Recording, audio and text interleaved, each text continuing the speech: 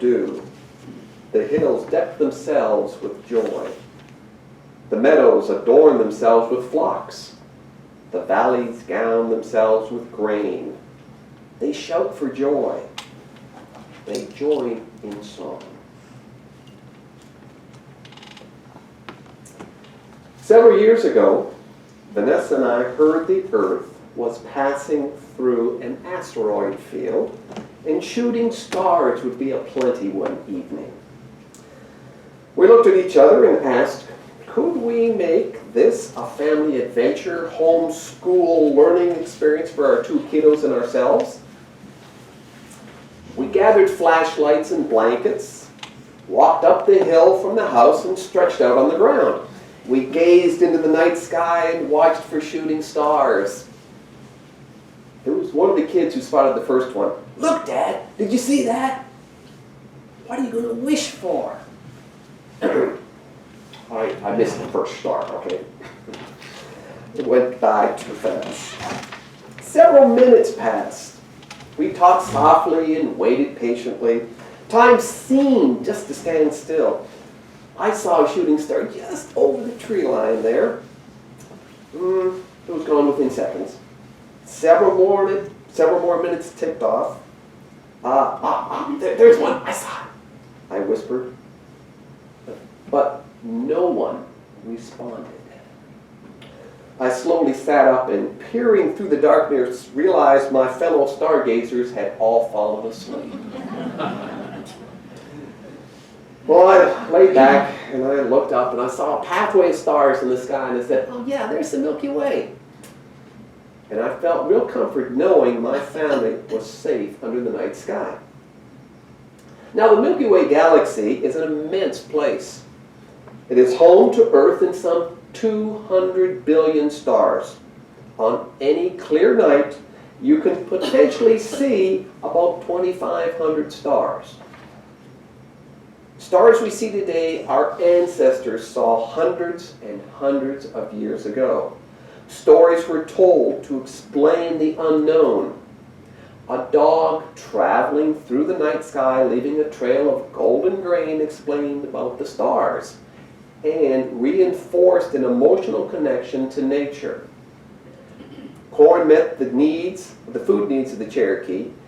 Their survival depended on an abundant supply. When corn spoiled or was stolen, a village would vanish. It took the entire community to protect the corn. The Milky Way is a common theme for stories from around the world. People of Asia envisioned the silvery stream as their pathway for their souls to follow to the other world. In Japan, it's called the River of Heaven. Peruvian Incas believed it was a great holy river from which the thunder god drew water that he poured down onto thirsty crops. In Europe, the Milky Way was known as the Bird's Road. Migratory birds would use the starry trail as their guide to their winter homes. Today, I want to tell you how we are becoming less connected with our natural surroundings, then explore ways that may lead to a more fulfilling and healthier life. As Unitarian Universalists, we are guided by 7 principles. I would like to focus on the last one: respect for the interdependent web of all existence from which we are a part. What comes to mind when you hear this? Respect for the interdependent web of all existence. What does this mean? What images come to your mind? Are you moved in any way by these words? Does a feeling of guilt come down over you? That aluminum can you just threw away, should you now make an effort to secretly get it out of the trash and find a way to recycle it? When was the last time you remembered to take the cloth reusable bags that are in the back seat into the grocery store? Now, I'm going to let you off the hook today. I think our seventh principle is much more than just the environmental guilt principle. It is our relationship with the infinite. Unitarian minister Forrest Gilmore says the seventh principle may be our way of coming to fully embrace something greater than ourselves. He says, the interdependent web expressed as the spirit of life, the ground of all being, the oneness of all existence, the community-forming power, the process of life, the creative force, even God, can help us develop that social understanding of ourselves that we in our culture so desperately need. It is a source of meaning to which we can dedicate our lives. The World Atlas of Artificial Night Sky Brightness is published each year. This atlas shows what is called sky glow. This is the reflective light scattered in the atmosphere. You may know it as light pollution. Now, sky glow is increasing. 80% of North Americans can't see a full night sky because of light pollution. More than 1/3 of the world's population can no longer see the Milky Way. As one astronomer said, we have lost that direct connection with something much bigger than us and something that is very beautiful. Now, how does this impact you and me? Our species, this Homo sapiens, has existed for only 100,000 years, but is genetically linked to creatures that lived 6 million years ago. Encoded in our DNA are circadian rhythms that determine our sleep and wake patterns, let us know when we are hungry, stimulate hormones, regulate body temperature. The heartbeat of these circadian rhythms is this dance between darkness and light. Widespread exposure to artificial lighting can disrupt our natural circadian rhythms. This could result in poor sleep, obesity, diabetes, some cancers, and mood disorders. Certainly, it disrupts our connection with the universe. Childhood has moved indoors over the last 2 decades. Kids on average spend less than 30 minutes outside each day. As parents, we know outdoor play increases fitness levels, builds active and healthy bodies. Stress levels nearly vanish when children can be outdoors. But with more time indoors, our National Geographic Channel kids could turn into a nature deficiency disorder generation. Will their spiritual and emotional well-being develop to where they will feel a strong connection with nature? As Richard Louv argues in his book, Last Child in the Woods, children need some attachment to land not only for their own health, but as they grow into adults, they will reach out and protect nature. Just this last week, the New York Times cited research from King's College in London. Being nearsighted is far more common than it once was, especially in children. Katie Williams, lead researcher of the study, says, there is definitely something in modern-day childhood that is triggering a massive rise in the number of people with myopia, or being nearsighted. She points out a lack of time outdoors certainly appears to be contributing. Now, growing up, I admit, I spent my time indoors. Much of it was watching television. In fact, it got to the point where parental control moved in to change behavior. My parents and I were required to keep tallies of hours spent in the TV room. Time allotments were issued each week. But I also remember the many hours spent outside. During the summer, it was riding bikes, it was swimming, it was playing games with my friends. In the winter, it was snowsuits, toboggans, ice skating. As I grew older, I mowed lawns and I shoveled snow throughout the neighborhood. I learned about responsibility and being part of a community. But my passion was hockey. We played on driveways, in the streets, under the lights, all year long. In the early days of winter, as the weather chilled, Dad and I nailed together long wooden planks in the backyard to form a hockey rink. After several inches of snow came down and covered the grass, we would get outside in the evening and gently stomp down the snow. Our garden hose was stretched all the way to the end from the house, and then for several nights we would gently water the snow down until we formed ice. And when we had about an inch of ice, it was time to get the skates out. Being outdoors became a part of me. I enjoyed the physical activity, but I also experienced something that was so vast and beautiful, I struggled to comprehend what was around me. Was this a spiritual connection? Yet there are so many pressures to get us disengaged with the outdoors.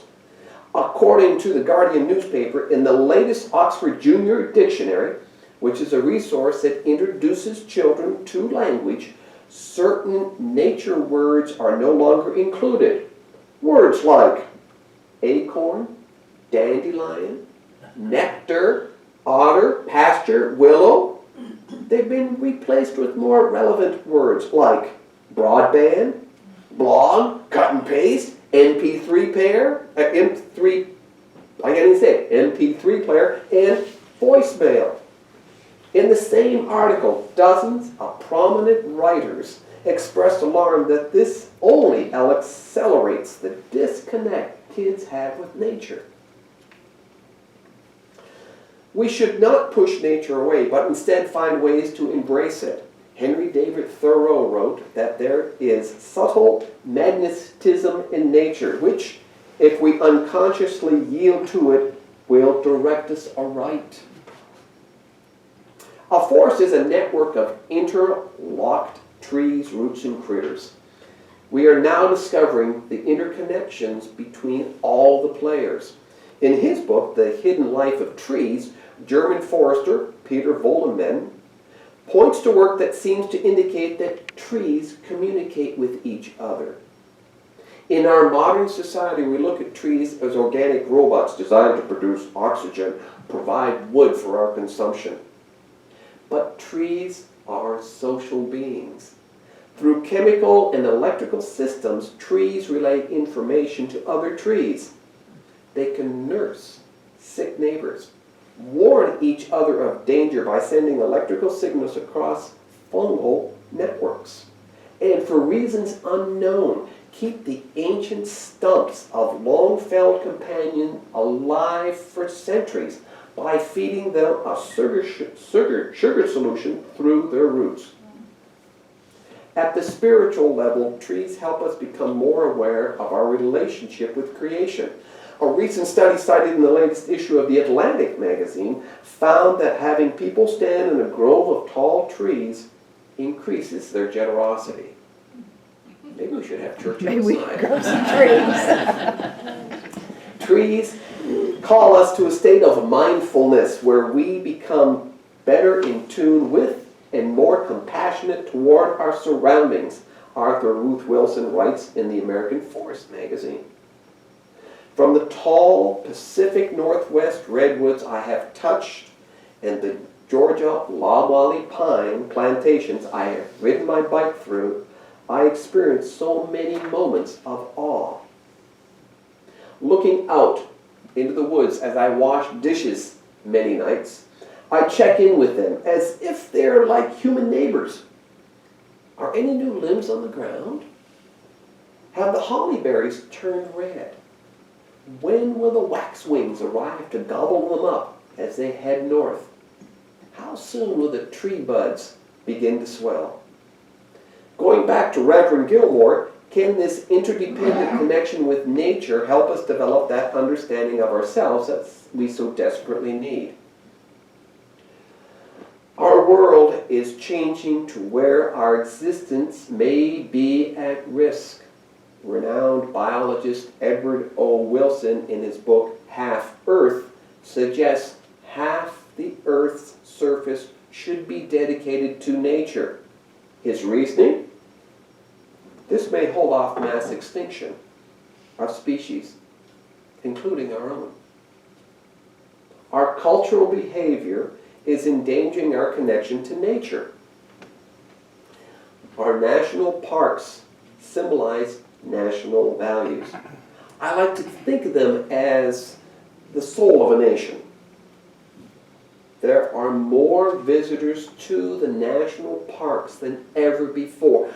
Over 300 million people every year. On the surface, this may suggest we are connecting to nature, the outdoors. But at the same time, funding for the national parks is decreasing. The Park Service, with their ways of doing things, have found there are openings that they could maybe find other revenue sources. One particular change I find revolting, in that it allows corporations to sponsor parks. You will not see giant billboards proclaiming Bison National Park, sponsored by Buffalo Wild Wings. And of course, there won't be Arches National Park, sponsored by Dr. Scholl's.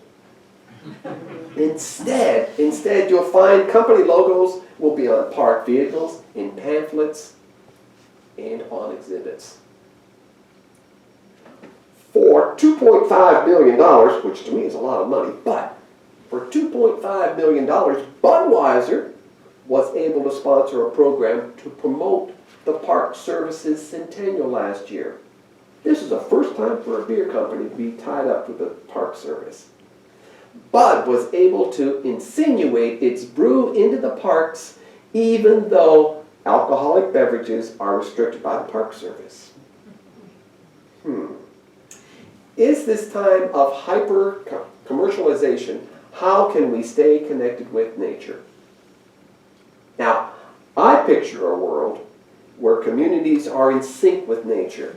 People would rise and sleep in rhythm with the sun. They would get outside with kids, grandkids, cats and dogs. Sidewalks would connect to every part of the community as they meandered through green spaces. Wheelchair-bound and elderly residents would have easy access to the entire community. The norm would be recycling rather than throwing trash on the ground. So where can we start? First, take care of yourself. Get your circadian rhythm in sync. Because the light of dawn resets our body clock. Get a good dose of morning light. Turn off the electrical device long before you sleep at night to avoid a shift with your biological timepiece. Engage with your community. Strengthen links that connect you to nature. Join others who are working to make change. Write letters to newspapers, they make a difference. Remind elected officials what needs are in the community. When people do not have access to nature, this becomes a real social justice issue. As we learned from our story, it takes an entire village to protect a valuable resource. Our reconnection with nature can start with you. May it be so.